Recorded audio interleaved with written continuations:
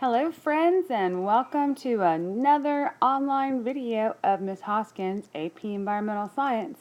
This section is on population and community ecology. Not to get too sentimental here, but the New England forest has basically come full circle.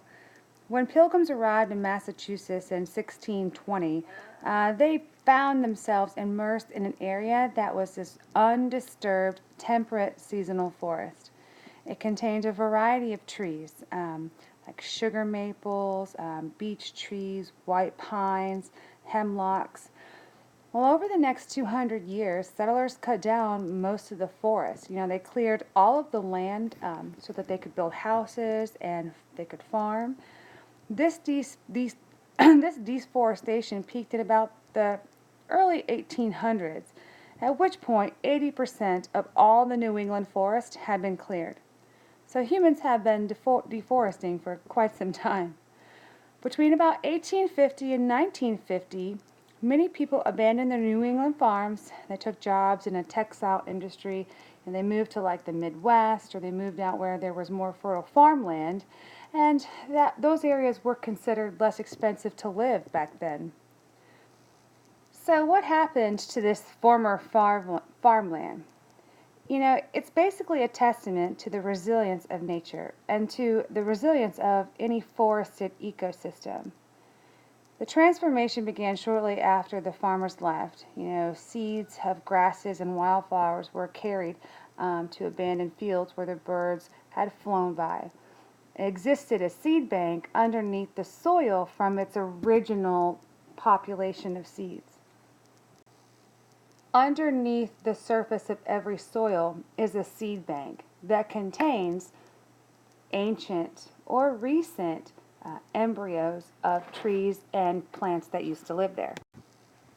So within about a year after this farmland was abandoned, these fields were carpeted with a large variety of plants. Eventually, a single group of plants, we call those goldenrods, came to dominate these fields by growing taller and outcompeting other species for sunlight. The other species remained in the fields, but they were not very abundant. So nevertheless, the dominance of those goldenrods was very short-lived.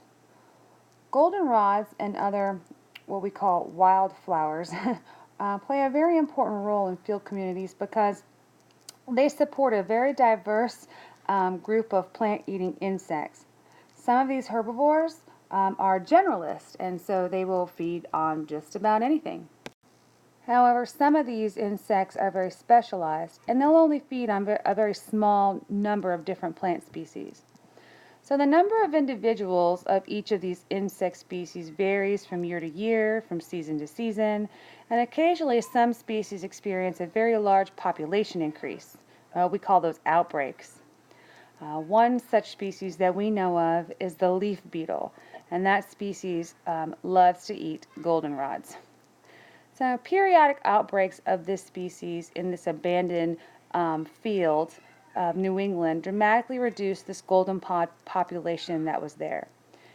And with fewer goldenrods, other plants were able to compete and outcompete them and prosper.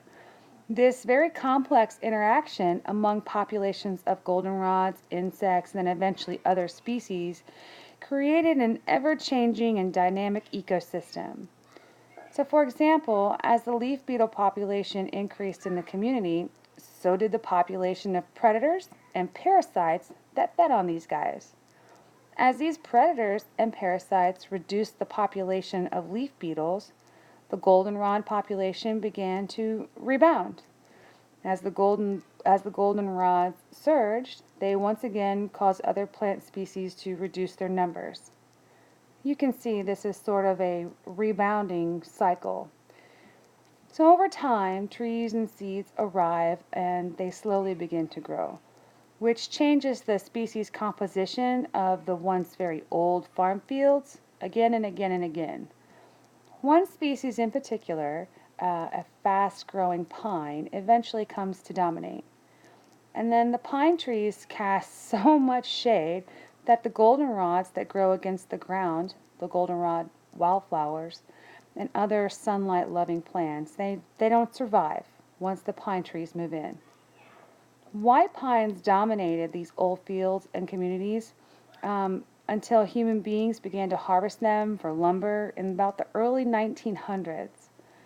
Just as this reduction of goldenrod populations made room for other plant species to grow, logging occurred in this area. Logging of the white pines made room for these broadleaf plant species. Once you reduce the pine species, then things that need a lot longer to grow, like hardwoods, maples, oaks, those kinds of things, can take hold. Two of these broadleaf species, what we call American beech and sugar maple, are very dominant in New England and throughout most of New England today. The New England fields that had been abandoned earlier were slowly starting to transform into this community that would eventually resemble the original forest that was there hundreds of years ago. All of a sudden we see mixtures of pines and hemlocks and broadleaf trees once again. When you walk through the New England forest, the old stone walls that are so common throughout the countryside are the only evidence that that forest was ever once even farmed. So the story of the New England forest shows that a population can increase or decrease dramatically over a period of time, and its interactions within the community can alter its abundance. It's complex, but predictable. So finally, it also demonstrates how human activity can alter the distribution of diverse species. Finally, the New England forest is a wonderful reminder of the intricate and complexity of nature and how wonderful and amazing it is. As we saw in this account, there are clear patterns in the distribution of abundance of species over certain periods of time, again and again and again. So understanding these generative patterns can help us find ways to preserve our global biodiversity. These factors include the ways in which populations increase and then eventually decrease in size, and how species interact amongst other ecological communities. In this unit, we're going to examine the factors that help determine the abundance and distribution of populations. When we look at all these interactions among species that live within an ecological community and how their interactions further determine whether species can persist in a certain location on Earth or not, we can examine how ecological communities can change over time and perhaps assist them as humans do.